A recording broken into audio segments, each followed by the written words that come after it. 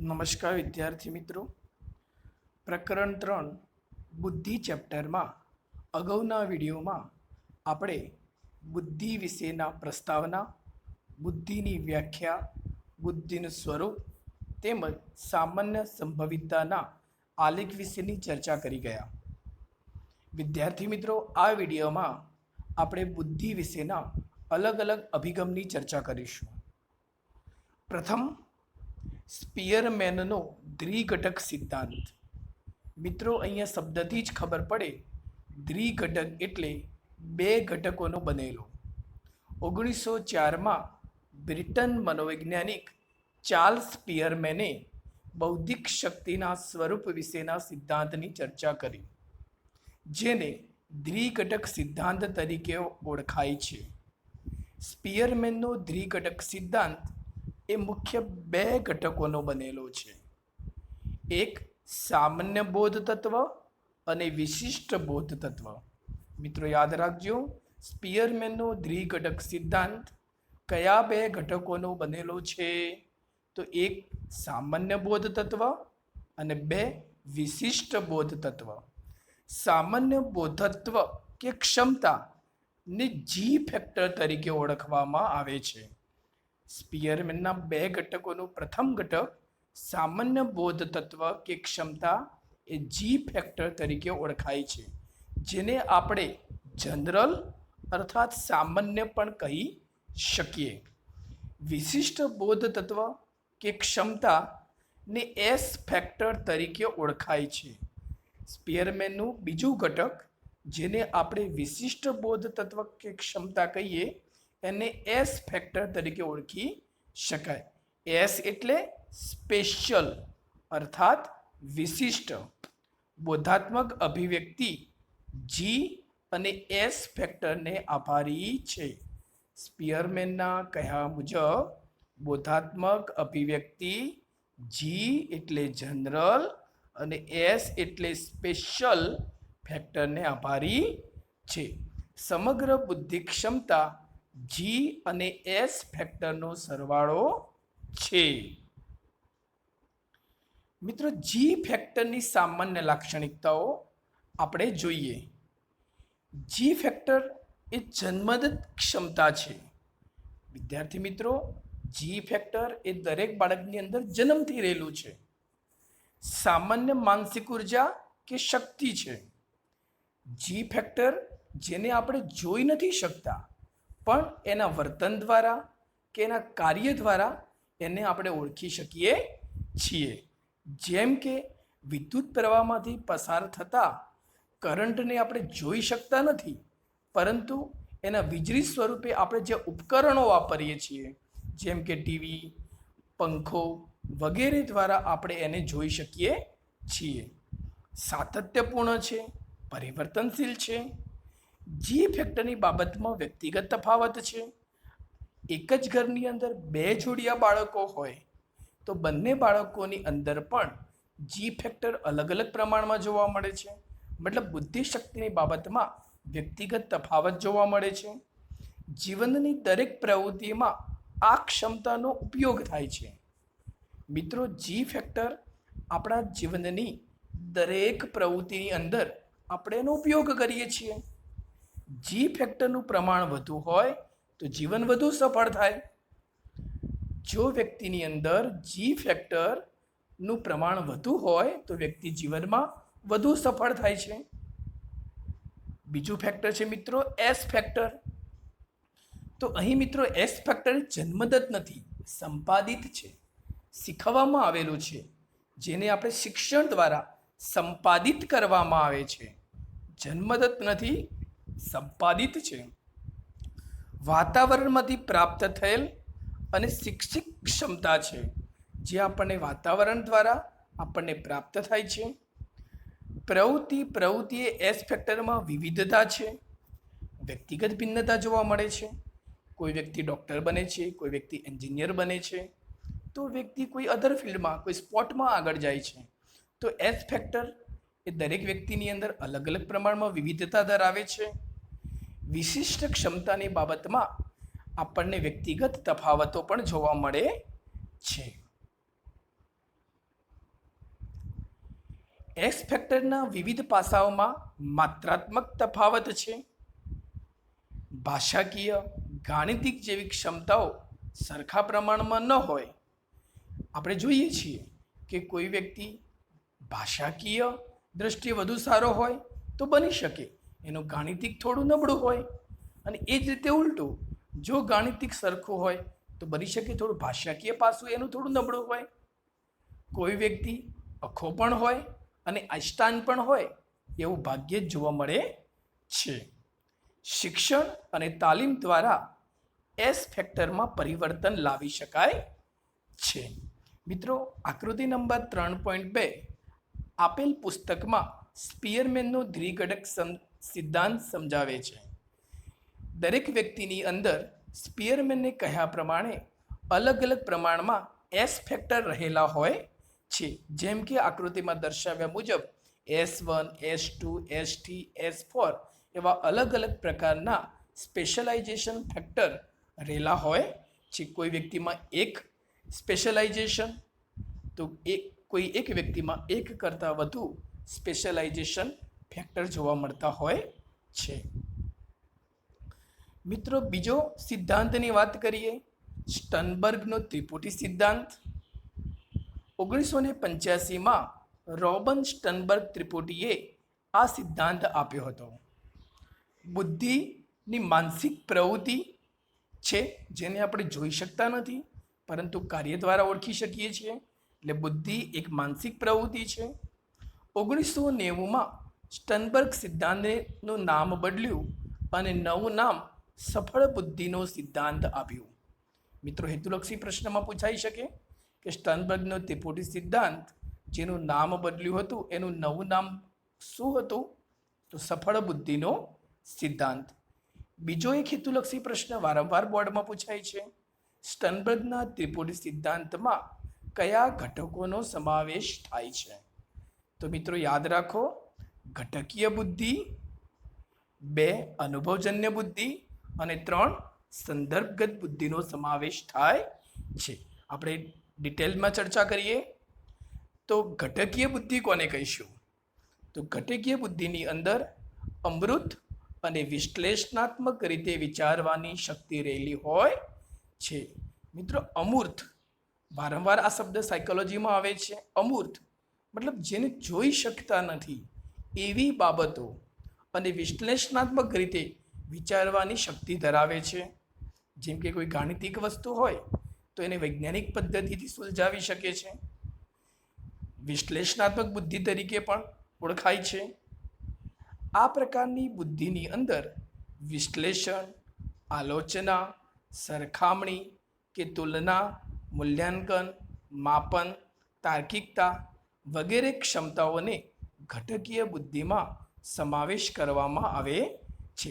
મતલબ જેનામાં આ પ્રકારની બુદ્ધિ વિશેષ હોય એવા લોકો બીજા બધા લોકોની સરખામણીમાં વિશ્લેષણ, આલોચન, સરખામણી, મૂલ્યાંકન વધુ સારી રીતે કરી શકતા હોય છે.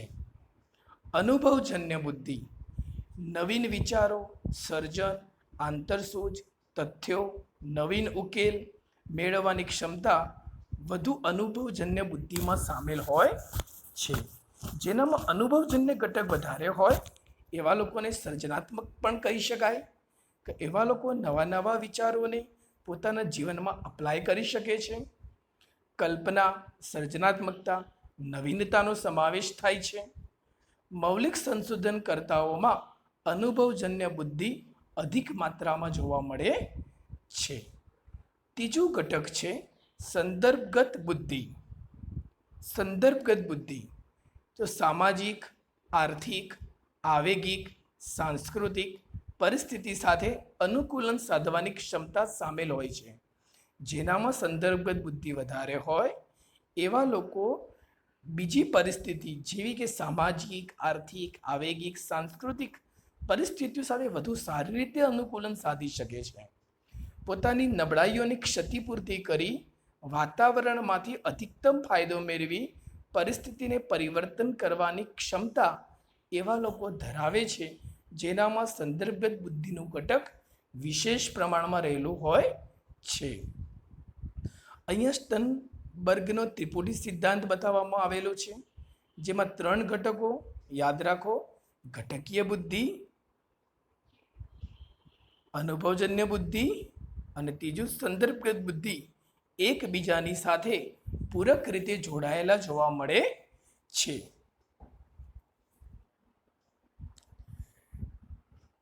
જેને ઘટકીય બુદ્ધિને અથવા વ્યવહારિક બુદ્ધિને તરીકે પણ ઓળખી શકાય છે. વ્યવહારિક બુદ્ધિ વધુ તો વ્યવહારિક જ્ઞાન વધુ. જેના અંદર આ પ્રમાણે વ્યવહારિક બુદ્ધિ વધુ હોય છે, એમને વ્યવહારિક જ્ઞાન પણ વધુ હોય છે. ત્રીજો સિદ્ધાંત, ગિલફર્ટનો ત્રિપરિમાણાત્મક સિદ્ધાંત. સ્પીયરમેનના સિદ્ધાંતનું ખંડન જે.બી. ગિલફર્ટે કર્યું. મિત્રો, અહીંયા જે.પી. ગિલફર્ટ એવું માને છે કે દરેક વ્યક્તિની અંદર 2 જ ઘટકો હોય એવું ન બની શકે. 2 કરતાં વધુ ઘટકો પણ જોવા મળે છે, જેની અંદર સમગ્ર રીતે સ્પીયરમેનના સિદ્ધાંતનું જે.પી. ગિલફર્ટ દ્વારા ખંડન કરવામાં આવ્યું. અને એમના કહ્યા પ્રમાણે બુદ્ધિ એ માત્ર 2 ઘટકોની બનેલી નથી. જુદા જુદા ઘટકોના સમુચ્ચયથી બુદ્ધિની રચના થાય છે. દરેક ઘટક વિશિષ્ટ માનસિક ક્ષમતાનું પ્રતિનિધિત્વ કરે છે. દરેક ઘટક સ્વતંત્ર છે. દરેક ઘટકને જોડવાથી બુદ્ધિની રચના થાય છે. બુદ્ધિના દરેક ઘટકો કે તત્વોને 3 પરિમાણમાં વહેંચ્યા: પ્રથમ ક્રિયા, બીજી વસ્તુ અને ત્રીજું નિપજ. તો મિત્રો યાદ રાખજો, ગિલફર્ટના ત્રિપરિમાણાત્મક સિદ્ધાંતમાં કઈ 3 પરિમાણોના સમાવેશ કરવામાં આવ્યા છે? તો ક્રિયા, વસ્તુ અને નિપજ. તો પ્રથમ ક્રિયામાં 5 પ્રકારની માનસિક ક્ષમતાઓનો સમાવેશ ગિલફર્ટ દ્વારા કરવામાં આવ્યો છે, જેમાં મૂલ્યાંકન, કેન્દ્રિત ચિંતન, વિકેન્દ્રિત ચિંતન, સ્મૃતિ અને બોધનો સમાવેશ થાય છે. મિત્રો, આ શબ્દોને સમજીએ. મૂલ્યાંકન આપણે જોઈએ છીએ પરીક્ષામાં આપણા પેપરોનું મૂલ્યાંકન આપણા ટીચરો દ્વારા, આપણા શિક્ષકો દ્વારા કરવામાં આવતું જ હોય છે. કેન્દ્રિત ચિંતન વિદ્યાર્થી મિત્રો એટલે એવા પ્રકારનું ચિંતન જેમાં કોઈ પણ એક બાબત પ્રત્યે ચિંતન કરવામાં આવે છે. ઉદાહરણ તરીકે, અત્યારે હાલમાં કોરોનાના કેસ સૌથી વધુ જોવા મળે છે. તો જેમ કે તાવ અને શરદીના લક્ષણો દેખાતા જ કોઈ પણ પ્રકારના ડૉક્ટર કોરોનાનો ટેસ્ટ કરાવવાનું કહેશે, તો જેને કહી શકાય કેન્દ્રિત ચિંતન. વિકેન્દ્રિત ચિંતન એટલે એક જ વસ્તુને અલગ અલગ રીતે જોવાનો પ્રયત્ન કરવામાં આવે છે, અથવા એક જ પાસાને અલગ અલગ પાસાઓથી તપાસવામાં આવે છે, જેને કહી શકાય વિકેન્દ્રિત ચિંતન. સ્મૃતિ અને બોધ આપણે ધોરણ 11માં વિશેષ રીતે શીખ્યા છીએ. સ્મૃતિ એટલે આપણા સ્મૃતિપટ ઉપર આપણી મેમરીમાં અર્થપૂર્ણ ક્રિયાઓને વધુ સારી રીતે યાદ રાખી શકીએ છીએ. વસ્તુમાં 5 બાબતોનો સમાવેશ થાય છે: દ્રશ્ય, શ્રાવ્ય, પ્રતિકાત્મક, શબ્દાર્થ અને વાર્તનિક. તો ગિલફર્ટના કહ્યા પ્રમાણે 5 બાબતોનો સમાવેશ વસ્તુમાં કરવામાં આવે છે: દ્રશ્ય જોઈ શકાય, શ્રાવ્ય સાંભળી શકાય, પ્રતિકાત્મક મતલબ કોઈ પણ પિક્ચર્સને પ્રતિકાત્મક સ્વરૂપે જોઈ શકાય, શબ્દાર્થ શબ્દોની રીતે અને વાર્તનિક મતલબ વર્તનની રીતે. તો આ 5 બાબતોનો સમાવેશ વસ્તુમાં કરવામાં આવે છે. અને છેલ્લે નિપજની અંદર 6 ભાગમાં વહેંચવામાં આવેલા છે: એકમો, વર્ગો કે વિભાગો, સંબંધો, તંત્રો, રૂપાંતરો, સૂચિતાર્થો કે ફલિતાર્થો. આ 6 વિભાગોની અંદર અલગ અલગ સ્વરૂપે વહેંચણી કરવામાં આવેલી છે. તો મિત્ર યાદ રાખો, ક્રિયામાં 5 બાબતો, વસ્તુમાં 5 બાબતો અને નિપજમાં 6 બાબતોની વહેંચણી કરવામાં આવેલી છે. આ જ રીતે 5 ગુણ્યા 5 ગુણ્યા 6 ઇઝ ઇક્વલ ટુ 150. આમ ગિલફર્ટના કહ્યા પ્રમાણે બુદ્ધિમાં કુલ 150 ઘટકો હોય છે. સૂત્ર છે બુદ્ધિના ઘટકો બરાબર ક્રિયાના ઘટકો, વસ્તુના ઘટકો અને નિપજના ઘટકો. અહીંયા આપેલું ચિત્ર દ્વારા પણ આપણે વિશેષ રીતે ગિલફર્ટના ત્રિપરિમાણાત્મક સિદ્ધાંતને સમજી શકીએ છીએ. વસ્તુ, ક્રિયા અને નિપજ, જેમાં વસ્તુમાં 5 બાબતો, ક્રિયામાં 5 બાબતો અને નિપજમાં 6 બાબતોનો સમાવેશ થાય છે. હવે મિત્રો આગળ વાત કરીએ ગાર્ડનરના બહુવિધ સિદ્ધાંતની. તો 1983માં હાવર્ડ ગાર્ડનરે બુદ્ધિ અંગેના મંતવ્યો રજૂ કર્યા. બુદ્ધિ એકાકી સ્વરૂપ ધરાવતી નથી. બુદ્ધિમાં જુદા જુદા ઘટકોનો સમાવેશ થાય છે.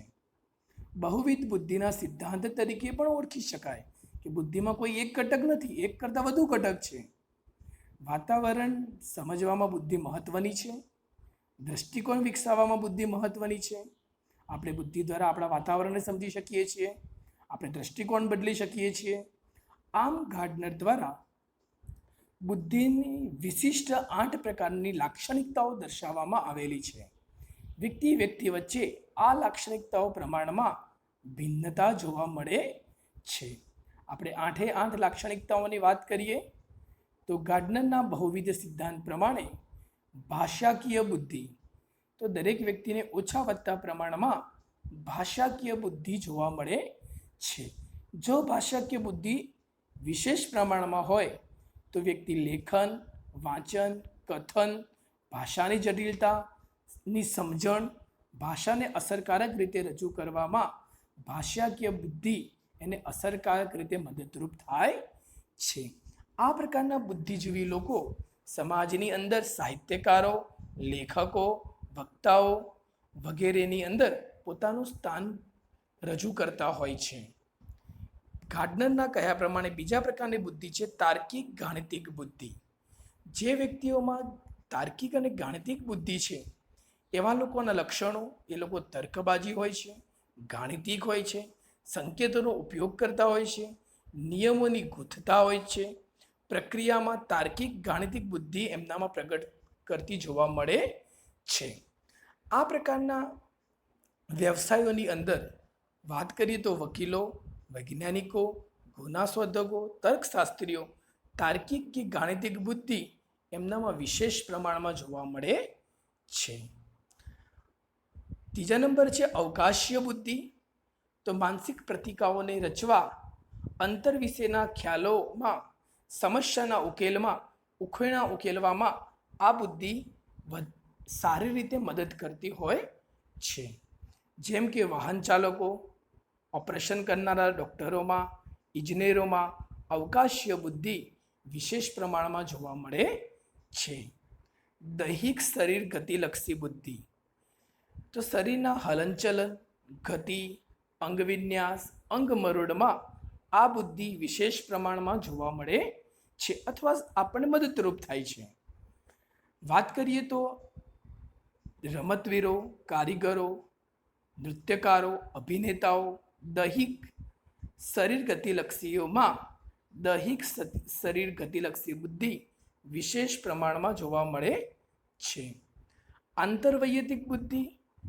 તો અન્ય વ્યક્તિના ગમા અણગમા, લાગણીઓ, આવેગો, સ્વભાવ, તેઓ ગુણ ક્ષણોથી આ પ્રકારની બુદ્ધિ આપણને માહિતગાર કરે છે.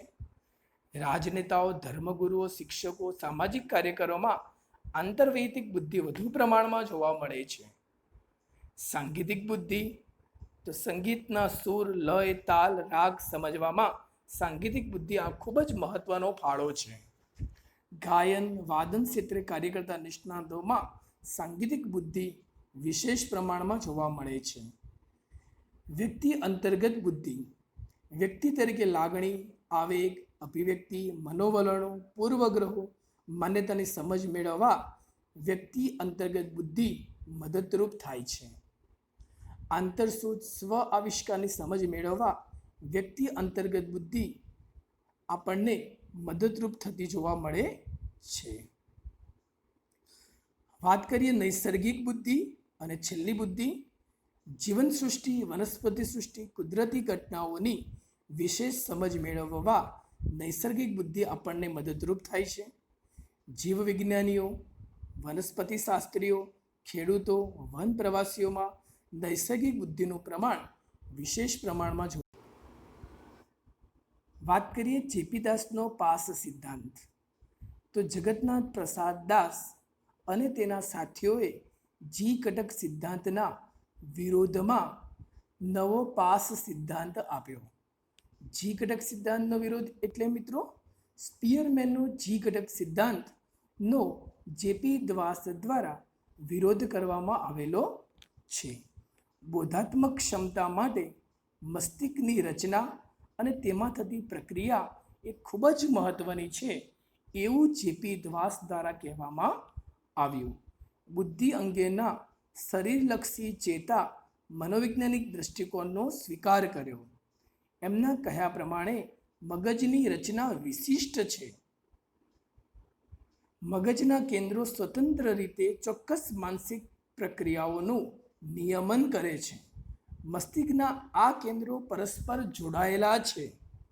મસ્તિષ્કની વિશિષ્ટ રચના વ્યક્તિની બોધાત્મક ક્ષમતાઓ સાથે પણ સંકળાયેલી છે.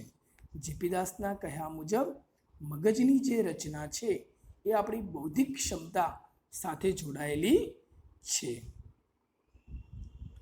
જેમાં જેપીદાસના પાસ સિદ્ધાંત પ્રમાણે PASS, P ફોર પ્લાનિંગ મતલબ આયોજન, A ફોર એટેન્શન અરાઉઝલ ધ્યાન ઉત્તેજના, S સાયમલ્ટેનિયસ પ્રોસેસિંગ સમકાલીન ઘટના, S સક્સેસિવ પ્રોસેસિંગ ક્રમબંધ પ્રક્રિયા.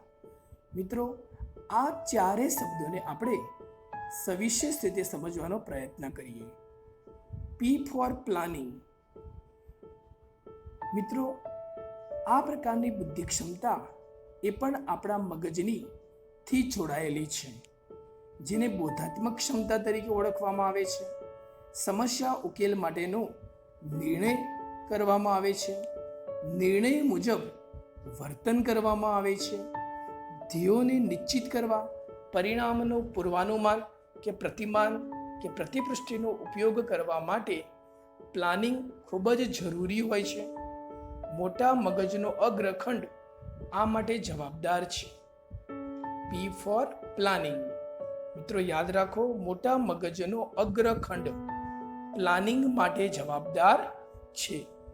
જે વ્યક્તિઓની અંદર મોટા મગજનો અગ્રભાગ વિશેષ હોય છે એવા વ્યક્તિઓની બોધાત્મક ક્ષમતા, સમસ્યા ઉકેલ માટેનો નિર્ણય, નિર્ણય મુજબ વર્તન, ધ્યેયોને નિશ્ચિત કરવા, પ્રતિપુષ્ટિ પ્રાપ્ત કરવી વગેરે સવિશેષ પ્રમાણમાં જોવા મળે છે. બીજું છે એટેન્શન અરાઉઝલ ધ્યાન ઉત્તેજના. તો વાતાવરણમાં રહેલા અન્ય ઉદ્દીપકો પ્રત્યે ધ્યાન આપવું, અન્ય ઉદ્દીપકોની અવગણના કરવાની ક્ષમતા, ધ્યાન કેન્દ્રિત કરવામાં મુશ્કેલીની વિકૃતિ ધરાવવી, વ્યક્તિની બોધાત્મક પ્રક્રિયાઓમાં ખામી જોવી. ધ્યાન ઉત્તેજના સાથે મસ્તિષ્કના મગજસ્કંદ અને હાઇપોથેલેમસ સંકળાયેલા છે. મિત્રો યાદ રાખો કે મગજના સ્કંદ અને હાઇપોથેલેમસ જે વ્યક્તિઓમાં નબળા છે એવા વ્યક્તિઓ ધ્યાન કેન્દ્રિત કરવામાં, કોઈ એક જગ્યાએ ધ્યાન બનાવી રાખવામાં એ લોકો મુશ્કેલી અનુભવે છે, જેને સાયકિયાટ્રિક ભાષાની અંદર વાત કરીએ તો ધ્યાનની વિકૃતિ અથવા ધ્યાન રાખવાની મુશ્કેલી ધરાવતા વિકૃતિ અથવા બીજી ભાષામાં કહીએ તો એટેન્શન ડેફિશિયન્સની વિકૃતિ જોવા મળે છે. ધ્યાન ઉત્તેજના સાથે મસ્તિષ્કના મગજસ્કંદ અને હાઇપોથેલેમસ સંકળાયેલા જોવા મળે છે. S સાયમલ્ટેનિયસ પ્રોસેસિંગ સમકાલીન પ્રક્રિયા. તો જુદા જુદા ઉદ્દીપકોને સાંકળવા, સમગ્ર ઘટના તરીકે આલેખવાની ક્ષમતા. ભાષાકીય સમજ માટે આ ક્ષમતા વધુ આવશ્યક છે. આ ક્ષમતા માટે મોટા મગજનો પશ્ચખંડ અને મધ્યખંડ જવાબદાર છે. મિત્રો યાદ રાખો, જે વ્યક્તિઓના મગજનો પશ્ચખંડ અને મધ્યખંડ કોઈ પણ પ્રકારના અકસ્માતની અંદર ઓછો કામ કરતો હોય તો એવા વ્યક્તિઓની ભાષાકીય સમજ ખૂબ જ નબળી જોવા મળે છે. અને છેલ્લું તો યાદ રાખો, એસ સક્સેસિવ પ્રોસેસિંગ, ક્રમબદ્ધ પ્રક્રિયા. તો ઉદ્દીપકોને ક્રમબદ્ધ રીતે રજૂ કરવાની ક્ષમતાનો સમાવેશ કરવામાં આવે છે. વાંચન કાર્ય અને લેખન કાર્યની ક્ષમતાનો સમાવેશ કરવામાં આવે છે. મોટા મગજનો અગ્રખંડ અને નિમ્નખંડ જવાબદાર છે. જે વ્યક્તિઓની અંદર સક્સેસફુલ પ્રોસેસિંગ, ક્રમબદ્ધ પ્રક્રિયા વધુ સારી છે, એવા વ્યક્તિઓના મગજનો અગ્રખંડ અને નિમ્નખંડ જવાબદાર પણ છે. મગજના અગ્રખંડ અને નિમ્નખંડ વધુ અસરકારક હોવાને કારણે કોઈ પણ રજૂઆતને એ લોકો ક્રમબદ્ધ રીતે વધુ સારી રીતે કરી શકે છે. જેમ કે ભારતના અલગ અલગ ખંડના રાજ્યો આપવામાં આવે અને જો નકશો બનાવવામાં આવે તો એ ક્રમબદ્ધ રીતે નકશાની ડિઝાઇન પણ તૈયાર કરી શકતા હોય છે. આમ આના સિવાય પણ આપણા આલ્ફાબેટ ઓર્ડરમાં ગોઠવવા વગેરે પ્રકારની જે રચનાઓ છે એને ક્રમબદ્ધ પ્રક્રિયા તરીકે ઓળખી શકાય. વિદ્યાર્થી મિત્રો, હું આશા રાખું છું કે પ્રકરણ 3 બુદ્ધિ વિષયમાં તમને આ પ્રકરણમાં બુદ્ધિના અલગ અલગ પ્રકારના અભિગમો વિશે સમજ પડી હશે. આમ છતાં પણ તમને કોઈ પણ પ્રકારે અણસમજ જણાય તો તમે ટેલિફોનિક દ્વારા અથવા આપણા પાઠ્યપુસ્તક દ્વારા તમારી સમસ્યાનો ઉકેલ લાવી શકો છો. આભાર.